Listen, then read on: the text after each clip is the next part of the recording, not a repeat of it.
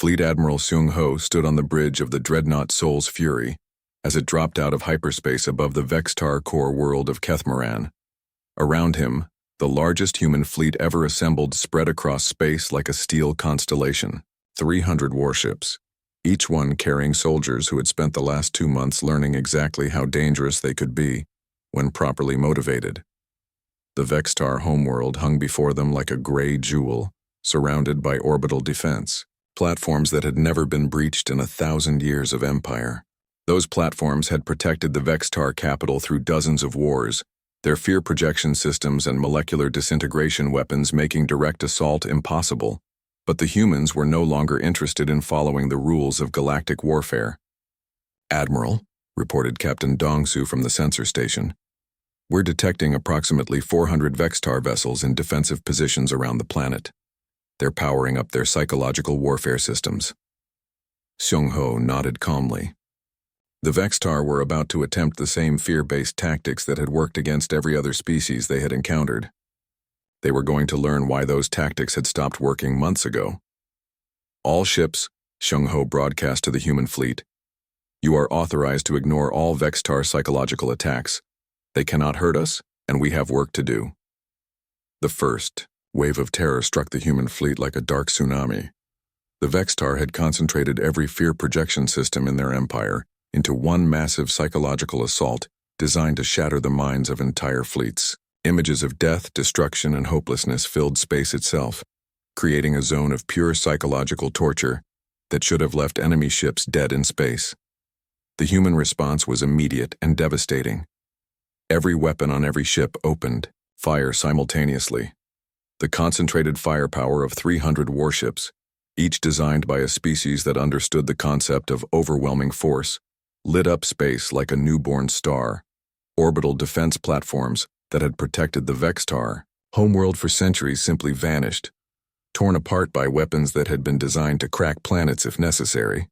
The fear projection systems, which had been the aliens' greatest strength, became nothing more than expensive targets for human gunners who had been practicing for this moment for months. But the orbital bombardment was just the beginning. "General, So Young had planned this assault with the methodical precision of a species that had learned to hunt creatures much larger and more dangerous than themselves. The humans weren't just going to defeat the Vextar Empire, they were going to dismantle it piece by piece." "Phase 1 complete," reported Colonel Wu Jin from the assault command ship. "Orbital defenses neutralized. Beginning planetary assault." The dropships that launched from the human fleet were different from the ones that had first arrived at Kepler Prime months ago. These carried soldiers who had fought their way across 17 star systems, adapting and evolving with every battle. They had faced every weapon the Vextar possessed and learned to turn those weapons against their creators. Lieutenant Colonel Yunji led the first wave to the planet's surface. Her soldiers moved with the fluid efficiency of predators who had perfected their hunting techniques through months of constant warfare. They were no longer learning how to fight aliens. They were teaching aliens what real warfare looked like. The Vextar ground forces were waiting for them with their most advanced weapons and their most experienced troops. They had prepared defensive positions that should have been impregnable and psychological warfare systems that could drive entire armies insane. The humans ignored the psychology and went straight through the defenses. "Contact front," reported Sergeant Taemin as his squad encountered the first Vextar position.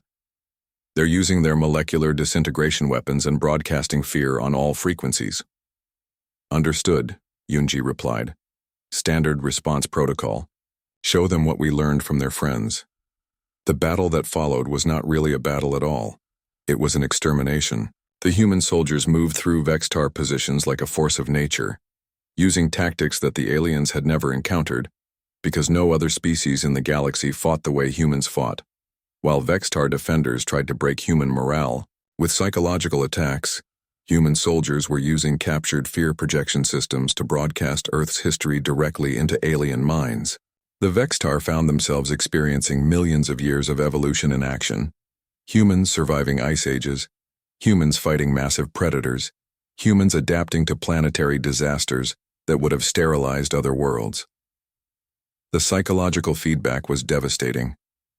The Vextar, who had built their entire civilization on the concept of psychological dominance, found themselves facing a species that had been psychologically tested by the universe itself and had not only survived, but learned to thrive on adversity. Within 6 hours, human forces had captured the planetary capital. Within 12 hours, they controlled all major population centers. Within 24 hours, the Vextar homeworld had fallen completely. But Emperor Zethel was not. On the homeworld, intelligence reports indicated that he had fled to the outer colonies with the remains of his fleet, hoping to regroup and continue the war from hidden bases in unexplored space. The humans' response was swift and uncompromising. Fleet Admiral Chung-Ho divided his forces into hunting groups and began systematic pursuit of every Vextar vessel that had escaped the homeworld battle. This was no longer conquest or liberation. This was pursuit with the intent to eliminate a threat completely. "Admiral," came the voice of Captain Youngsik from the scout ship Daegu Runner. "We've located the Emperor's personal fleet in the outer dark sector, approximately 50 ships hiding in the nebula fields." "Understood," Chung-Ho replied. "All hunting groups converge on that position. Remember, the objective is not capture or negotiation. The objective is to ensure this threat can never rise again." The final battle of the Vextar War took place in the swirling gas clouds of an unnamed nebula, where Emperor Zethel had thought his forces could hide until the humans grew tired of hunting them. It was a mistake that demonstrated a fundamental misunderstanding of human psychology. Humans, as products of a death world, did not grow tired of eliminating existential threats. They grew more focused. General Yu Jin led the final assault personally, her command ship cutting through the nebula like a predator following a scent trail. Around her, human vessels moved with the coordinated precision that had terrorized the Vextar throughout the war. The Emperor's final message was broadcast on all frequencies as his flagship began to burn around him. "What are you?" he screamed into the void. "We are the Vextar. We have conquered 17 species. We are the masters of fear." General Eugen's response was delivered in a voice that carried the cold precision of 4 billion years of evolution. "You threatened our pack. You came to our galaxy thinking you were apex predators. You were wrong." The last Vextar ship exploded in a brief flare of light that was quickly swallowed by the nebula's swirling gases. The Vextar Empire, which had terrorized the galaxy for centuries, ceased to exist in the span of 4 months. As human ships began the long journey back to Coalition space, Admiral Kova tried to process what he had witnessed. The desperate call for help he had sent months ago had resulted in the complete annihilation of an interstellar empire. The humans had not just defeated the Vextar, they had erased them from existence with a thoroughness that bordered on extinction level efficiency. The meeting that followed would reshape galactic politics forever. Ambassador Haijin met with the coalition leadership aboard the space station orbiting Kepler Prime, now rebuilt and serving as a symbol of the alliance between humanity and the peaceful species they had saved. "Ambassador," Admiral Kova said carefully, "the coalition wishes to express its gratitude for humanity's assistance in our time of crisis. However, we must ask about your people's intentions going forward." Haijin smiled, and the expression carried implications that peaceful species were still learning to understand. "Admiral, Earth has always had a simple philosophy about threats to our pack. We eliminate them completely so they can never threaten us again." "And who do you consider to be your pack?" asked Dr. Kelmar, though he seemed afraid to hear the answer. "That's an interesting question," Haijin replied. "Originally it was just humanity. Then we came to the stars and met other species who were being threatened by predators. We decided that anyone who can't protect themselves but deserves to live in peace is part of our pack." She gestured toward the viewports showing the rebuilt coalition worlds. "The galaxy is our pack now, Admiral. And we protect our pack." Commander Zelkas, who had spent the war trying to understand human military tactics, asked the question that was on everyone's mind. "Ambassador, what happens if another threat like the Vextar emerges?" Haijin's response sent chills through every alien in the room, though her tone remained conversational and friendly. "Then we'll do what we did to the Vextar. We'll hunt them down and remove them from existence. It's what humans do when something threatens our family." The meeting ended with the formal establishment of the Human Coalition Defense Pact, an agreement that placed Earth's military forces at the disposal of any peaceful species threatened by.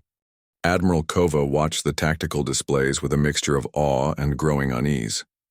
The human fleet was spread across 17 star systems, conducting simultaneous operations with a coordination that should have been impossible.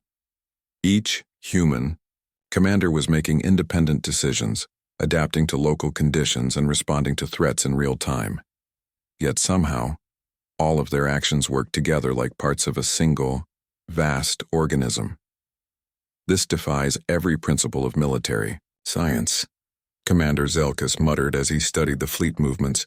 The Zinthari warrior had spent his life learning the art of war, but what he was seeing made no sense according to galactic doctrine. No species can coordinate operations across this distance without a central command structure. Admiral Kova had been thinking the same thing. Galactic warfare required rigid hierarchies and detailed planning because faster-than-light communication was limited and unreliable. Most species fought in carefully controlled formations with predetermined strategies.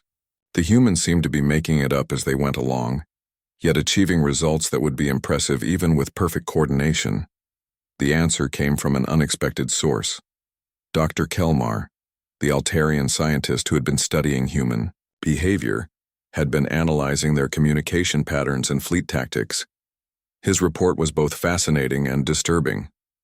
"Admiral," Dr. Kelmar said as he entered the briefing room, "I believe I understand how the humans are achieving this level of coordination. They're not using traditional military doctrine at all. They're using pack hunting strategies." Pack hunting? Admiral Kova was unfamiliar with the concept.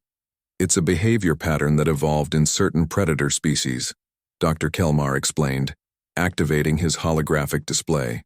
"Individual hunters coordinate their actions without direct communication by understanding the overall goal and trusting each other to fulfill their roles.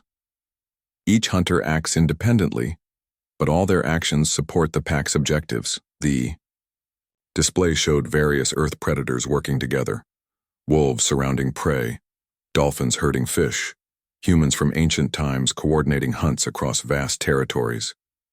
The patterns were remarkably similar to current human fleet movements. "The key difference," Dr. Kelmar continued, "is that most galactic species evolved cooperation through specialization. We assign specific roles and follow predetermined plans. Humans evolved cooperation through shared understanding of common goals. They don't need to be told what to do because they all instinctively know what needs to be accomplished." As if to demonstrate this point, Commodore Jihoon's voice came over the comm system from the distant Rigel sector. "Command, this is Jihoon. We've detected Vextar supply lines running through the asteroid fields in Grid 77 Alpha. Requesting permission to intercept." Before Admiral Kova could respond, Captain Teho's voice joined the conversation from 3 systems away. "Jihoon, this is Teho. We just hit their manufacturing base in Grid 81 Beta. If you cut their supply lines now, we can trap their forces between our positions." "Understood," came a third voice from Major Yoon-ji in yet another system. "My ground forces are ready to assault their command post in Grid 79 Gamma. If we coordinate the timing, we can eliminate their entire operational capacity in this sector."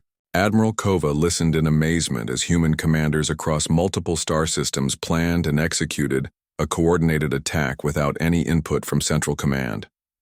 They were communicating, planning, and adapting in real time, each one understanding how their individual actions fit into a larger strategy that no one had explicitly outlined.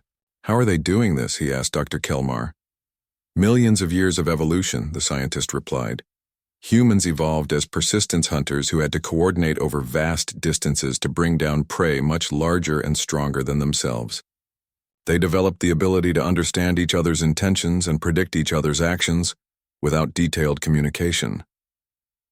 The Vextar Empire was discovering this the hard way. Emperor Zethel had deployed his forces according to standard galactic military doctrine, establishing defensive positions and supply lines based on the assumption that enemy forces would attack predictable targets in coordinated waves. Instead, the humans hit 17 different targets simultaneously, each attack perfectly timed to support the others. When the Vextar tried to reinforce one position, they found their supply lines cut. When they attempted to retreat to secondary positions, they discovered those had been captured hours earlier. When they tried to regroup, they found themselves surrounded by human forces that seemed to anticipate their every move. The battle for the Proxima sector demonstrated human pack tactics at their most effective. The Vextar had established a heavily fortified command center on Proxima 3, supported by orbital platforms and protected by minefields that should have made direct assault impossible. Traditional galactic warfare would have required months of careful planning, specialized equipment, and massive casualties to break such defenses. The humans took a different approach. Commander Youngsik's deep space reconnaissance found the location of the Vextar supply fleet. Captain Namho's fast attack group disabled the orbital platforms. Major Hyunwoo's Marines infiltrated the planets, surfaced through the storm systems that the Vextar had assumed would provide natural protection. Each operation was planned and executed independently, yet they all happened within a 12-hour window that left the enemy no time to respond. The final assault was led by Colonel Minho, whose engineering corps had spent 3 days studying the Vextar fortress design. Instead of attacking the strongest points, they identified the structural weaknesses that the aliens hadn't even realized existed. The beautiful thing about pack tactics, Colonel Minho explained to the coalition observers, is that you don't attack where the enemy expects, you attack where they can't defend. And because we're all thinking the same way, we don't need to coordinate our attacks. We just trust each other to hit the right targets. The fortress that should have withstood a siege for months fell in 4 hours. The Vextar defenders, who had prepared for conventional assault tactics, found themselves fighting enemies who seemed to be everywhere at once, attacking from directions that shouldn't have been possible. But it was the aftermath of the battle that truly terrified the Vextar leadership. Instead of celebrating their victory or consolidating their positions, the humans immediately began preparing for the next phase of operations. They had captured not just a fortress, but intelligence on Vextar movements throughout the sector. Within hours, human forces were already moving toward their next targets. The pack had tasted blood, and now they were following the scent back to its source. Emperor Zethel received reports of human attacks on 14 more systems within the next 48 hours. Each attack was perfectly coordinated with the others, creating a cascade of defeats that left his forces scattered and demoralized. "They're not fighting a war," his military advisor reported in panic. "They're conducting a hunt, and we're the prey." The Emperor made a decision that would prove to be his final mistake. If the humans wanted to expand their operations, he would give them a target they couldn't resist. He would threaten their homeworld. The plan was simple. Launch a direct assault on Earth with the most powerful fleet the Vextar Empire could assemble. Force the humans to withdraw from their offensive operations to defend their birthworld. Use the psychological impact of threatening their home to break their morale and coordination. It was a strategy that had worked against every other species the Vextar had conquered.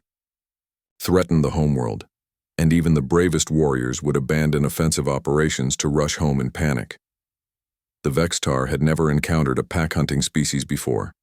They didn't understand that threatening the pack's territory would not cause the hunters to retreat in fear. It would cause them to escalate the hunt to levels that peaceful species couldn't imagine. Admiral Kova received the first reports of the Vextar fleet movement toward Earth with growing dread. The alien force was massive, larger than anything they had seen before. Surely the humans would be forced to abandon their offensive operations and rush home to defend their planet. Instead, General So-Young's response was broadcast across all coalition channels, and her words sent chills through every alien who heard them. "All human forces, this is General So-Young. The Vextar Empire has made the decision to directly threaten Earth.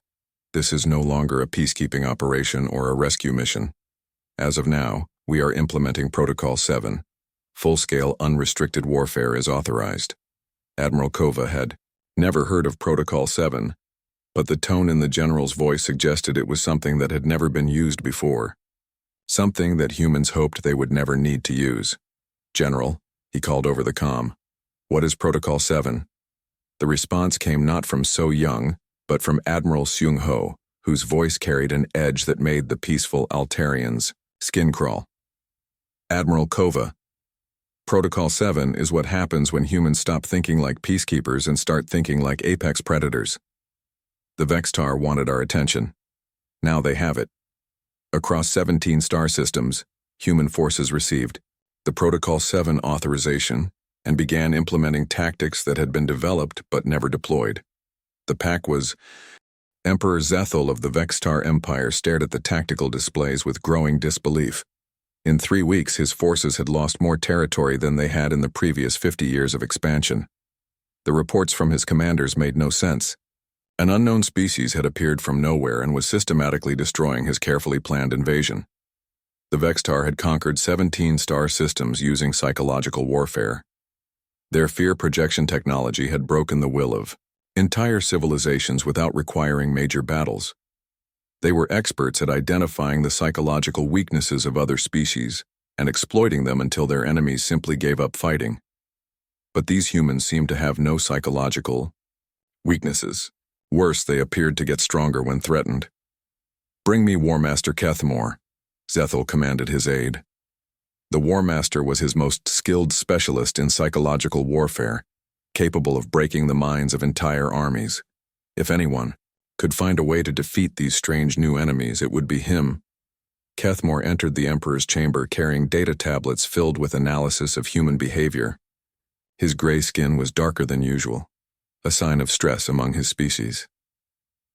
"Emperor," Kethmore began, "I have studied these humans extensively. Their psychological profile is unlike anything we have encountered. They seem to be a species that evolved under constant threat." "Explain." "Every species we have conquered has certain predictable responses to fear. Altarians seek safety in groups. Zenthari become paralyzed by thoughts of dishonor. The trader peoples panic when their commerce is threatened.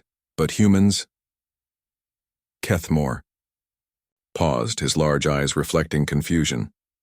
"Humans seem to use fear as a tool." Zethel leaned forward on his throne. "What do you mean?" "When we project terror into their minds, they do not break. Instead, they analyze the fear, learn from it, and develop countermeasures. Our psychological attacks seem to trigger some kind of adaptive response that makes them more dangerous, not less." The Emperor's clawed fingers tapped against his armrest. "Then we will use stronger methods. Deploy the mind-breaker units to capture human specimens. We will study their psychology directly." 3 days later, Major Hansol's reconnaissance unit walked into what should have been an impossible trap. The Vextar had used their most advanced psychological warfare techniques to lure the humans into a facility designed to break minds through direct neural manipulation. The 12-person human team entered the complex knowing it was a trap. Coalition Command had begged them not to go, warning that the mindbreaker units had never failed to destroy the sanity of their victims. Hansol's response had been simple. Then it's time they learned what failure feels like. The facility was a nightmare of twisted metal and pulsing lights designed to disorient and terrify. Psychic projectors filled the air with images of death, despair, and hopelessness. The very walls seemed to whisper threats in languages that bypassed conscious thought and went straight to the primitive fear centers of the brain. Private Sulji, the youngest member of the team, paused to examine one of the fear projectors. "Major, this thing is trying to show me my worst nightmare, but all I'm seeing is the time I failed my final exams at the academy." "What's your response to that fear?" Hansol asked, more curious than concerned. "Study harder and try again," Sulgi replied. "Same as always." The human team moved deeper into the facility, cataloging every psychological weapon they encountered. Where other species would have been driven insane by the accumulated terror, the humans treated it like a learning exercise. The mindbreaker units were waiting in the central chamber. They were specially modified Vextar, their natural fear projection, abilities enhanced with technology that could directly manipulate neural pathways. They could rewrite memories, implant false experiences, and destroy the very concept of self in their victims. Humans. The lead mindbreaker spoke directly into their thoughts. "You will experience every fear your species has ever known. You will relive every trauma, every loss, every moment of helplessness. When we are finished, you will beg us to end your existence." The psychic assault began immediately. The mindbreakers poured centuries of refined psychological torture into the humans' minds. They showed them their homeworld burning, their families dying, their bodies broken and helpless. They attacked every survival instinct, every protective emotion, every reason to continue living. The humans felt all of it. The fear was real, the pain was overwhelming, and the despair was crushing. For any other species, it would have meant instant psychological destruction. But humans had evolved on Earth, and Earth had been teaching its children to survive the impossible for millions of years. Instead of breaking, the human minds began to adapt. They analyzed the false memories and separated them from reality. They identified the artificial fears and developed resistance to them. Most importantly, they began to understand how the Mindbreaker technology worked. Corporal Min Seok was the first to speak during the assault. His voice was strained but determined. "Major, I think I'm figuring out their frequency patterns. These aren't random attacks. They're following a specific neural pathway. Can you trace it back to the source?" Han Sol asked, his own voice tight with controlled pain. "Give me a minute." Min Seok closed his eyes and seemed to concentrate despite the psychic torture filling his mind. "Got it. Their control systems are linked directly to their organic neural networks. If we can reverse the flow..." What happened next had never occurred in thousands of years of Vextar psychological warfare. The humans turned the Mindbreaker attack back on itself. Using their understanding of the technology and their natural resistance to fear, they fed the psychological assault back through the neural link. The Mindbreakers, who had spent their entire lives as predators of the mind, suddenly found themselves experiencing true terror for the first time. The humans didn't just resist their attack. They showed the Vextar what real nightmare looked like. The images that flowed back through the neural link were not artificial constructs designed for psychological warfare. They were real memories from Earth's history, humans surviving ice, ages that lasted millions of years. Humans fighting predators that should have been impossible to defeat. Humans enduring natural disasters that reshaped continents and still refusing to give up.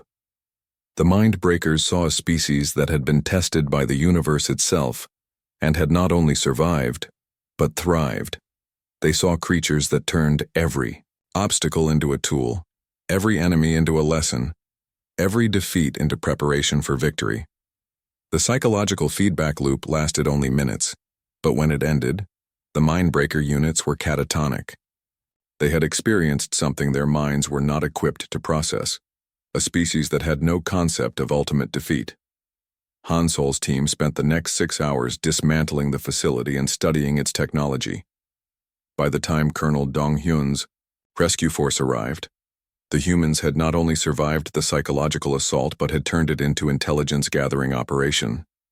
"Major," Dong Hyun said as he surveyed the scene. "Command was worried you might need medical evacuation." After exposure to Vextar mind-breaking technology, Han Sol looked up from the alien console he was studying. "Actually, Colonel, we're fine. Better than fine. We now understand how their psychological warfare works, and we've developed countermeasures that should protect our entire force." Dr. Sun Hee, the human xenobiologist who had accompanied the rescue team, was examining the catatonic mindbreakers with scientific fascination. "This is remarkable," she said. "Their neural structure is completely different from ours.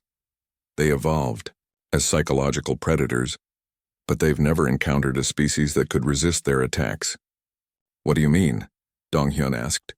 "Their entire nervous system is designed around the concept of psychological dominance," Sun Hee explained. "They literally cannot understand a mind that refuses to be broken. When they encountered human psychological resilience, it was like, imagine a computer virus trying to infect a rock. The concept simply doesn't compute." The implications were staggering. The humans had not just resisted the Vextar's most powerful weapon, they had turned it into a vulnerability. Every psychological attack the aliens attempted now provided the humans with more information about Vextar mental structures and weaknesses. But the real breakthrough came when Private Insu, who had been studying the captured mind control technology, made a discovery that changed everything. "Ma'am," he reported to Dr. Sun Hee, "I think I know why these aliens are so afraid of everything. Their neural chemistry is completely backwards from ours. Where fear makes us stronger and more focused, it actually makes them weaker and more confused. Dr. Sunhee's eyes widened. Are you saying their entire psychology is based on avoiding fear rather than overcoming it? Exactly. They've built their whole civilization around eliminating threats before they become dangerous. They've never learned to fight something that can't be intimidated. The report that reached Human Command changed the entire strategy of the war. The humans had discovered that their enemies were not just vulnerable to psychological counterattack. They were completely dependent on psychological dominance for their military effectiveness. Captain Ji-hoon, now serving as intelligence coordinator, summarized the situation for General So-young. Ma'am, we're not just fighting. General So-young stood in what had once been the Vextar Command Center on Kepler Prime. The building was still smoking from the human assault, and the walls were scorched black from weapons fire. Around her, human soldiers were setting up equipment, with the same casual efficiency they had shown in everything else. Coalition observers watched in fascination and growing horror as the humans transformed the captured facility into their main headquarters. What should have been a complex operation requiring specialized teams and weeks of planning was being completed by regular soldiers in a matter of hours. Dr. Kelmar, General So-young addressed the Altarian scientist who had been studying human capabilities. I understand you have questions about our operational procedures. Dr. Kelmar's large eyes blinked nervously. His aquatic species had evolved in the peaceful depths of their homeworld's oceans. Violence was so rare among his people that they had no words for many human military concepts. General, he said in his soft musical voice, my observations suggest that your soldiers are operating under conditions that should be impossible. The atmospheric composition here is toxic to most known life forms. The radiation levels from the battle damage should be sterilizing your equipment. How are your people not only surviving, but functioning at full capacity? So, Young smiled, and the expression sent a chill through every alien in the room. It was not a cruel smile, but it carried implications that peaceful species were not equipped to understand. Doctor, I think the problem is that your people are comparing us to yourselves. Earth isn't like your worlds. Our planet spent 4 billion years trying to kill everything on it. The things that survived became very good at not dying. She activated a holographic display showing Earth's history. Images of ice ages, volcanic eruptions, asteroid impacts, and mass extinctions filled the air. The coalition observers watched in stunned silence as the presentation showed a world in constant crisis. My ancestors survived ice ages that lasted millions of years, So-young continued. They lived through atmospheric changes that would sterilize post-worlds. They evolved during periods when giant predators hunted them daily. Every single human alive today carries the genes of survivors who beat odds that should have been impossible. Dr. Jae-won, the chief medical officer, joined the briefing and began displaying human medical data. The numbers made no sense to the alien observers. Human tolerance for pain, radiation, toxins, and physical trauma were far beyond what galactic medicine considered possible for a sentient species. For example, Dr. Jae-won said cheerfully, yesterday, Private Minju was caught in a Vextar acid attack. The acid burned through her armor and caused tissue damage that would be fatal to most species. She bandaged the wound, took some pain medication, and continued fighting for another 6 hours. That's impossible, whispered Commander Zelkus of the Zenthari. His warrior species was considered among the toughest in the galaxy, but even they would require extensive medical treatment for such injuries. Private Minju, Dr. Jae-won called to a young woman who was cleaning her weapon nearby. Could you show the coalition observers your injuries from yesterday? Minju looked up and shrugged. She rolled up her sleeve to reveal bandages covering most of her forearm. It's not that bad, she said. Stings a bit, but I've had worse sunburns. The alien observers stared in shock. The bandages were covering an area that looked like it had been partially dissolved by acid. For a human, it was apparently a minor inconvenience. The real difference, General So-young continued, is psychological. Your species evolved cooperation and peace. Mine evolved to survive constant threats. When you encounter danger, your natural response is to seek safety and negotiate. When we encounter danger, our bodies flood with chemicals that make us stronger, faster, and more focused on destroying the threat.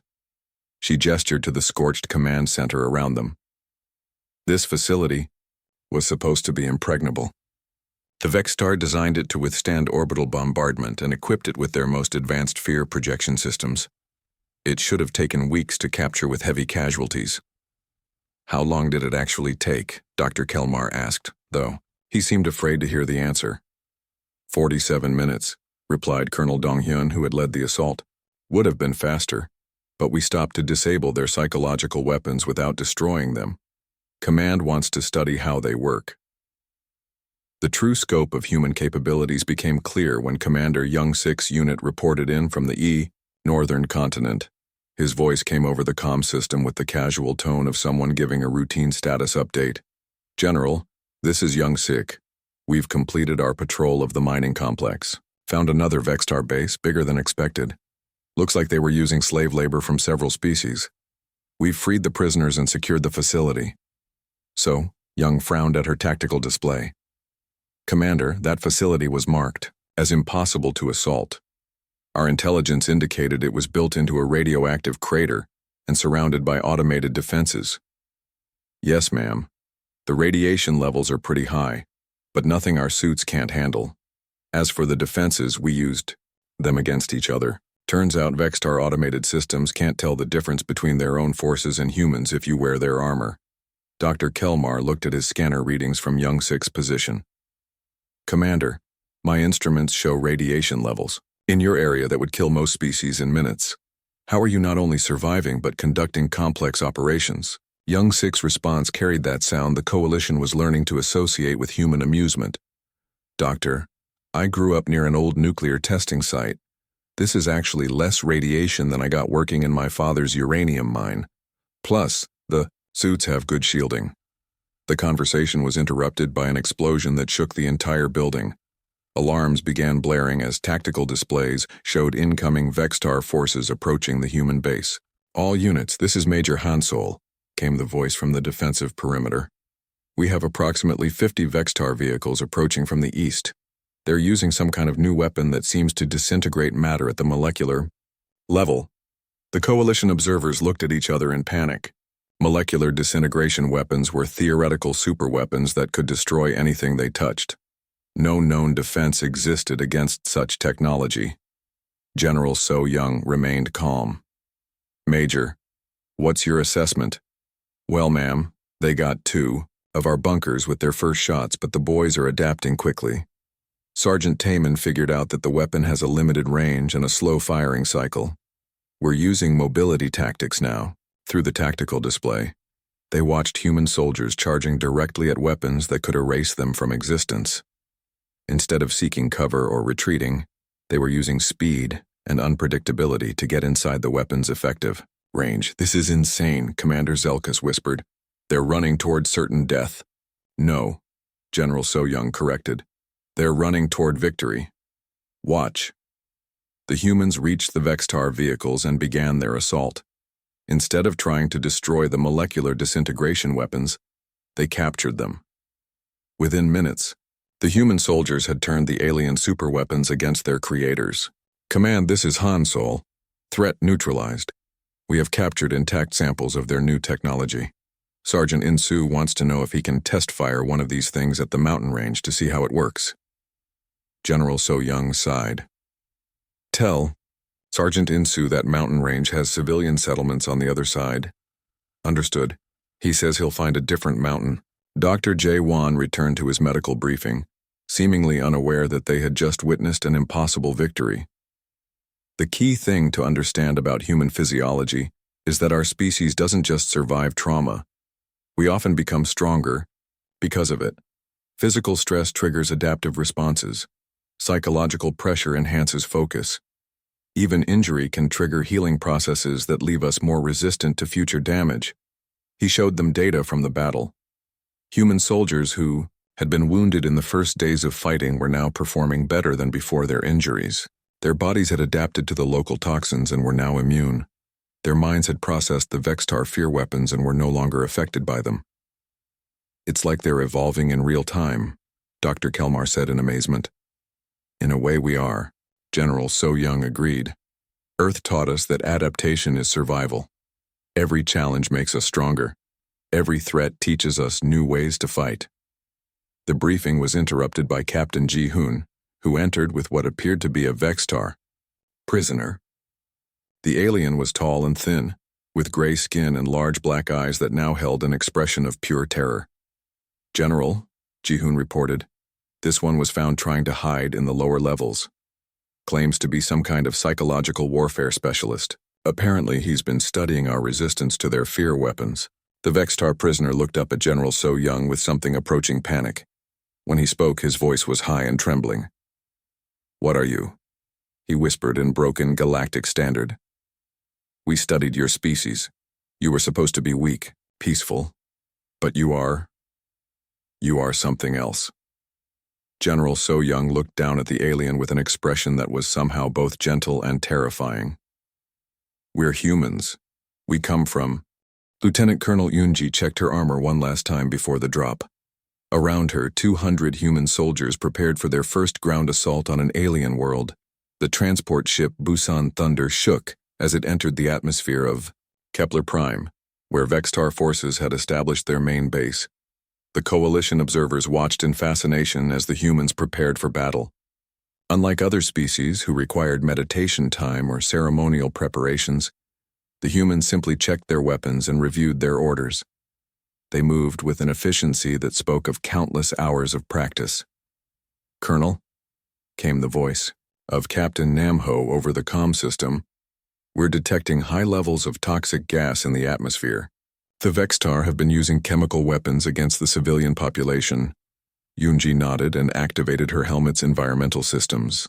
All squads, full environmental protection. We're going into a poison cloud. The Altarian observer, a young officer named Vexal, spoke up nervously. Colonel, perhaps we should wait for the atmospheric processors to clear the air.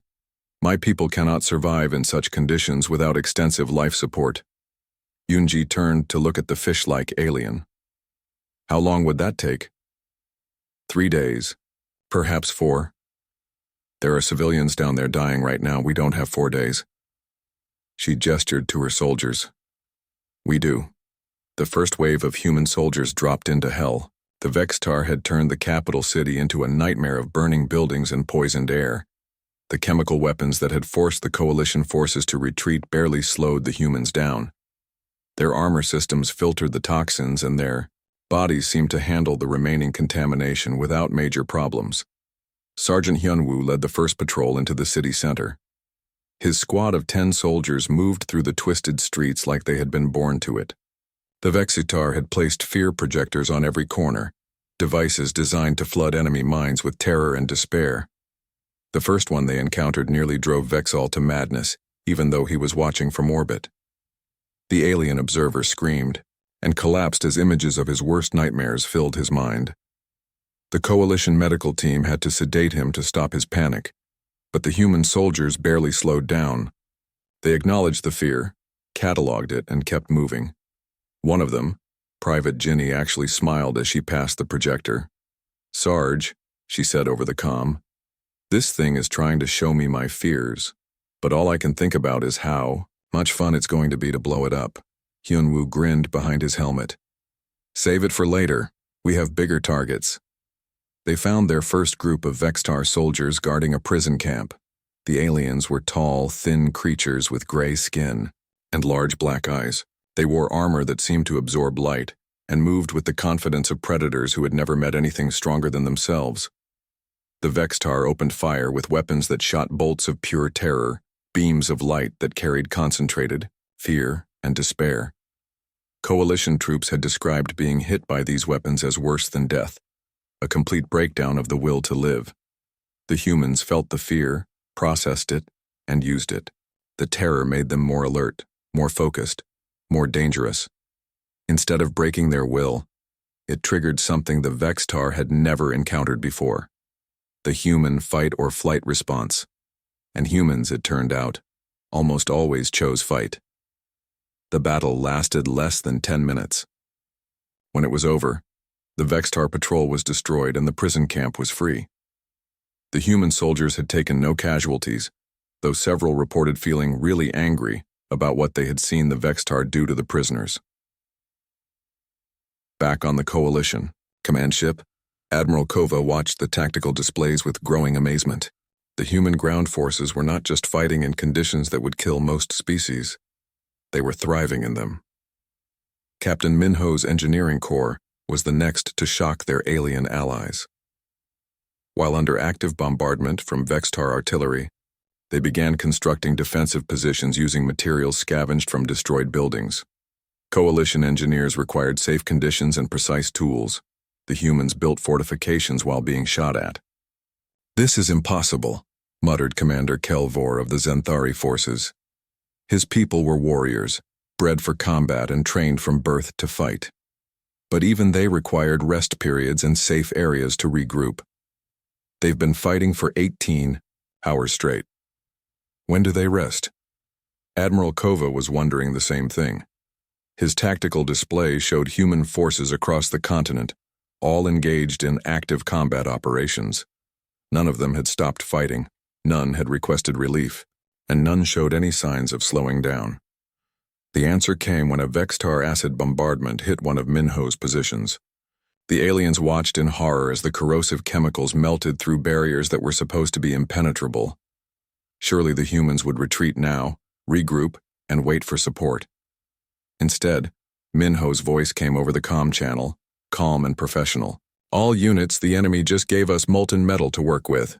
Form up for counterattack. We're going to show these aliens what humans do with scrap iron." The humans collected the still glowing molten metal and began fashioning it into weapons. They turned the Vextar's own attack into tools for their next assault. It was improvisation on a level that defied military doctrine. "Colonel Yunji," Admiral Kova called over the long-range comm. "Your people. Are they injured? My sensors are detecting high levels of combat stress chemicals in your area." Yunji's response was immediate. "We're fine, Admiral. Actually, we're getting started. My soldiers are asking if they can pursue the Vextar forces that are retreating to the northern mountains." "Pursue them? Colonel, you've been fighting in toxic conditions for 20 hours. Your people must be exhausted." There was a pause, then sounds that Kova was beginning to recognize as human laughter. "Sir, I think you misunderstand. We're not tired. We're warmed up. The toxins aren't affecting us anymore. We've adapted to the local conditions, and frankly, we're just getting angry about what these Vextar have done to your people." The tactical display showed human forces spreading across the continent like a plague. Every Vextar position they hit was destroyed or abandoned. The aliens, who had conquered 3 star systems with their fear-based tactics, were running from an enemy that seemed to get stronger the more they tried to break it. But it was the report from Dr. J. Wan that truly terrified the Coalition observers. The human medical officer had been treating wounded soldiers in the field, and his casualty reports made no sense. "Admiral," Dr. J. Wan reported cheerfully, "I'm happy to report minimal casualties. We've had several soldiers hit by Vextar fear weapons, 3 cases of chemical exposure, and 1 trooper who got caught in an acid attack. All are requesting to return to duty." "Doctor," Kova said carefully, "our experience with Vextar fear weapons indicates they cause permanent psychological damage, and acid exposure should be fatal." "Oh, the fear weapons definitely affect us," Dr. J1 agreed. "But humans have this interesting response to fear. Instead of shutting down, we tend to get more focused and aggressive. As for the acid, well, it burned through Private Dongsu's armor and took some skin off his arm, but he says it's not as bad as the time he fell into a campfire as a child." Admiral Kova stared at his communications console. These humans were treating injuries that would cripple other species as minor inconveniences. They were fighting in conditions that should be lethal and asking for more targets to attack. The most disturbing report came from Captain Young Sik, whose unit had been cut off behind enemy lines for 6 hours. Coalition doctrine called for immediate evacuation of isolated units. The humans had a different approach. "Command, this is Young Sik. We've eliminated the Vextar forces in Grid 7 Alpha and established a forward base. We're requesting permission to expand operations into Grid 8 Alpha. Also, we've made contact with local resistance fighters and they want to join our next assault. Captain, Admiral Kova interrupted. You were supposed to be rescued hours ago. How are you still operational? Sir, why would we need rescue? We have ammunition, we have targets, and we just figured out how to make the local wildlife work with us instead of against us. The Vextar are afraid of the native predators, but they seem to like us just fine.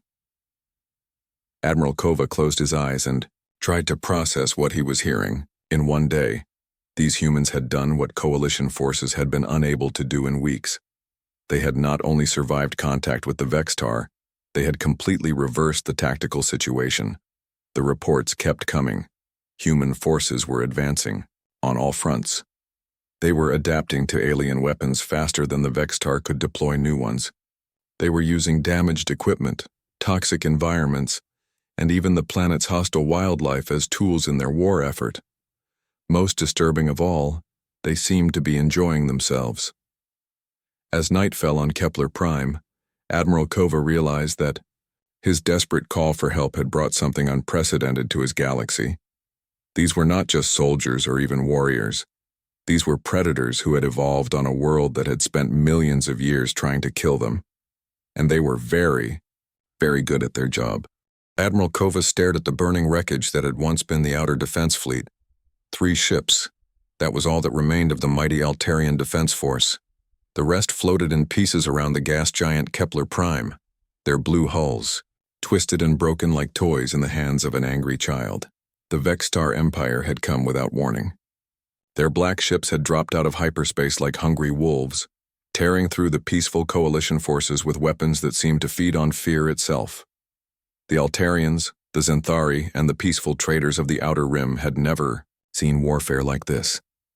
They fought with honor and rules. The Vextar fought to break souls.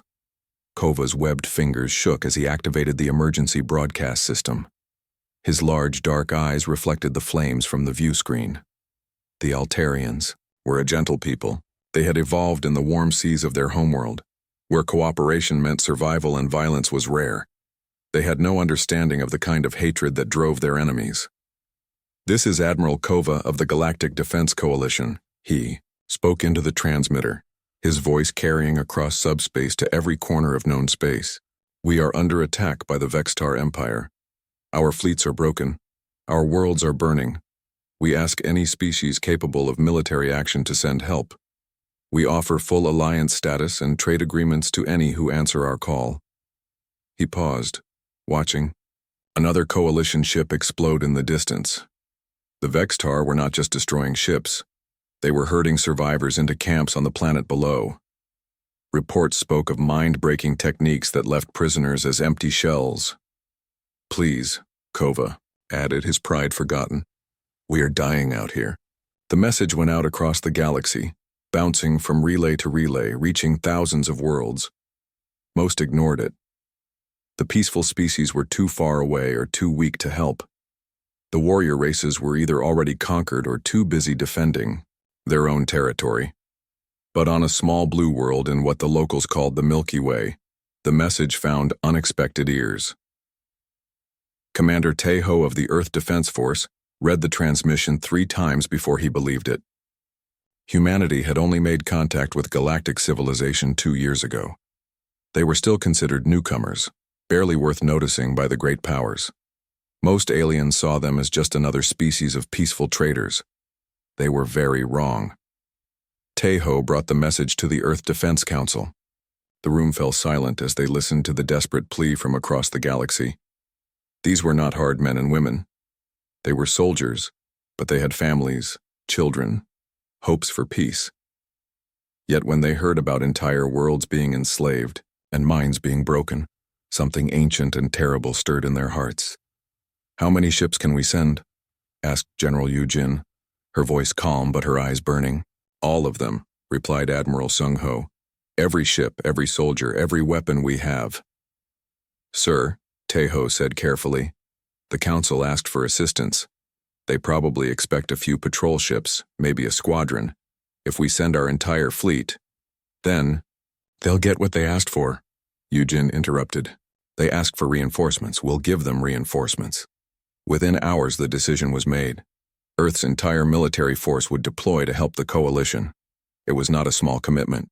Humanity had been building their fleet for 50 years, ever since they first looked at the stars and realized they might not be alone. Every ship was designed with one purpose: to protect Earth from anything the universe might throw at them. The first ships began jumping to hyperspace within 6 hours of receiving the message. The massive dreadnought Sol's Fury led the fleet, followed by dozens of cruisers, destroyers, and support vessels. Each ship bore the scars of constant training and preparation. Their hulls were thick, their weapons were brutal, and their crews were ready for anything. Admiral Kova felt the first glimmer of hope in days when his sensors detected hyperspace signatures approaching Kepler Prime. Help was coming. He tried to count the ships as they dropped out of hyperspace, but the numbers kept growing. One ship became 10, 10 became 50, 50 became over 200. The lead vessel was unlike anything he had ever seen, where Altarian ships were, smooth and graceful, designed for speed and efficiency. This newcomer was a fortress of metal and weapons. It was easily twice the size of his flagship, covered in armor plating and bristling with gun turrets. Scorch marks along its hull suggested it had seen real combat. Unknown vessels, this is Admiral Kova of the Coalition Defense Force. Please identify yourselves. The response came in accented but clear Galactic standard. Admiral Kova, this is Admiral Seung Ho of the Earth Defense Force. We received your call for assistance. We're here to help. Earth? Kova searched his memory. You're the new species from Sector 7, the peaceful traders? There was a pause on the channel, and Kova could hear something that sounded like laughter in the background. Admiral, Seung Ho replied, I think there's been some confusion about humanity. We're not exactly peaceful traders. As if to prove his point, the human fleet began to deploy in a formation that made Kova's military advisors gasp. It was aggressive, predatory, designed to surround and destroy rather than defend and retreat. These ships moved like hunters, not traders. The Vextar had noticed the new arrivals. Their dark ships began moving toward the human fleet, confident in their superiority. They had crushed every species they had encountered. These newcomers would be no different. They began their attack with their favorite weapon, fear. The Vextar possessed technology that could project pure terror directly into an enemy's mind, showing them their worst nightmares and deepest fears. It was a weapon that had broken the will of entire fleets without firing a shot. The psychic wave hit the human ships like a dark tide. On the coalition vessels, even the secondary effects caused crew members to collapse in panic. Kova himself felt his heart racing as images of his homeworld burning filled his mind.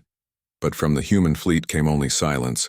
Then, slowly, Admiral Seung Ho's voice came over the channel again. His tone was different now, colder, more focused. Vextar, vessels, this is Admiral Seung Ho. You have exactly one chance to withdraw from this system. Leave now or we will remove you. The Vextar response was another wave of terror, stronger this time, concentrated directly at the human fleet. Images of death, destruction, and hopelessness washed over the assembled ships. The human response was immediate and overwhelming. Every gun on every ship opened fire at once. The space between the fleets lit up with energy beams, missile trails, and projectile rounds. The humans didn't just return fire.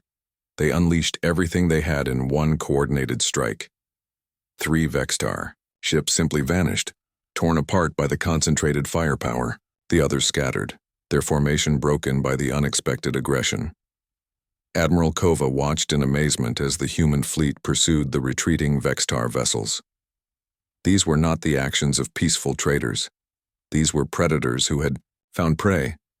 Admiral Seung Ho, Kova called over the comm. Your people, how did you resist their fear weapons? Every species we know of is affected by Vextar psychological attacks. Again, that sound that might have been laughter came across the channel. Admiral, we come from a world where everything tries to kill you from the moment you're born. Fear is just another tool for survival, and these Vextar just made a very big mistake. What mistake? They threatened our pack. Now we have to hunt them down. As Kova watched the human ships disappear into hyperspace, following the fleeing Vextar forces, He realized that his call for help had been answered by something far more dangerous than he had ever imagined. The galaxy was about to learn what happened when you asked Deathworlders for help.